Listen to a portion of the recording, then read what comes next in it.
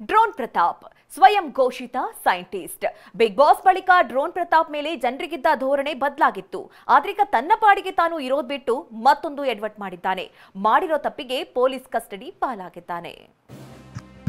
Dam deem ಧೂಮ್ ಪಟಾರ್ react ಆಗಿದೆ.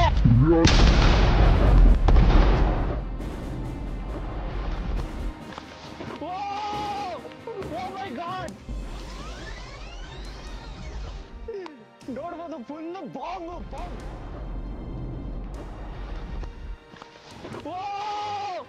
ಓ ಮೈ god react ಆಗಿದೆ.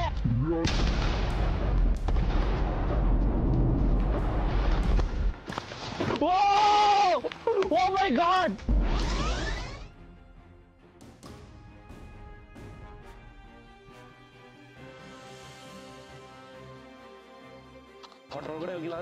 ನಿಮಗೆ ಉಬ್ಬಿದ ರಕ್ತನಾಳ ಅಂದ್ರೆ ವೆರಿಕೋಸ್ ವೇನ್ಸ್ ಸಮಸ್ಯೆ ಇದ್ದಲ್ಲಿ ಫ್ರೀ ಡಾಪ್ಲರ್ ಸ್ಕ್ಯಾನಿಂಗ್ ಗಾಗಿ ಹಿಂದೆ ಭೇಟಿ ಕೊಡಿ ಏವಿಸ್ ಆಸ್ಪತ್ರೆಗೆ. ಈಗ ಅರ್ಧ ಕೆಜಿ ಸೋಡಿಯಂ ಮೆಟಲ್ ಒಳಗಡೆ ಹೋಗ್ತಾ ಇದೆ.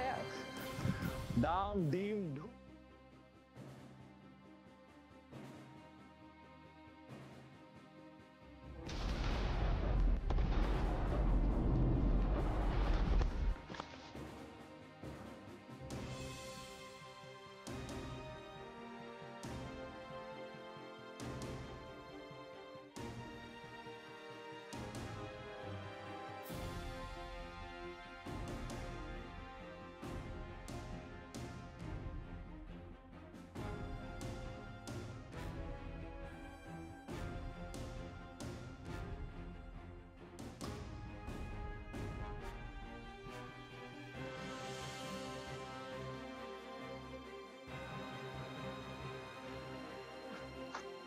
ಅರ್ಧ ಕೆಜಿ ಸೋಡಿಯಂ ಮೆಟಲ್ ಒಳಗಡೆ ಹೋಗ್ತಾ ಇದೆ.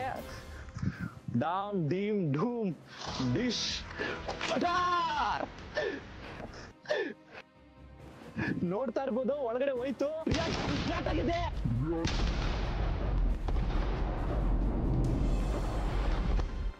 ಸ್ಫೋಟಕವನ್ನು ನೀರಿಗೆ ಎಸೆದಂಥ ಪ್ರಕರಣಕ್ಕೆ ಸಂಬಂಧಿಸಿದಂತೆ ಏನು ಡ್ರೋನ್ ಪ್ರತಾಪ್ ಈಗಾಗಲೇ ಪೊಲೀಸರು ಬಂಧಿಸಿರುವಂಥದ್ದು.